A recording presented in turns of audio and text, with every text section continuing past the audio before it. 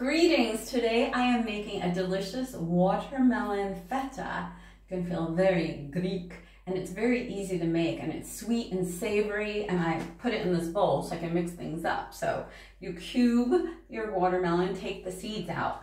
Then I have fresh mint. If you can't get fresh mint, try fresh basil, or you can also use dried if you can't find that.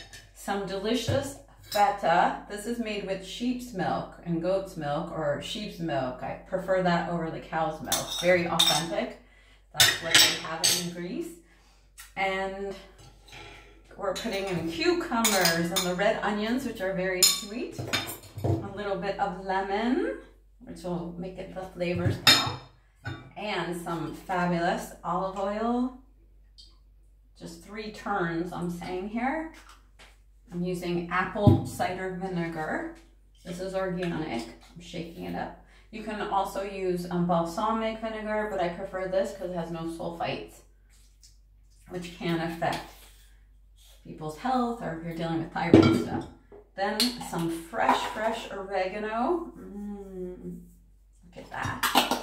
I'm using some dried basil here. Oh, it smells so good. I love the savor, the sense of food. Look at that. Isn't it looking amazing? Yum. Then all you do is mix it up. It's kind of nice if you let it.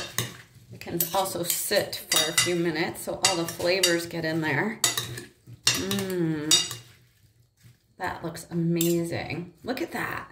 Wowie. Zowie. Okay, my favorite part. So good. Thank you to the heavens. Thank you, God. Thank you, angels. So delicious. You have the sweetness of the watermelon. The cucumber makes it pop. You have the savoriness of the cheese and the olive oil.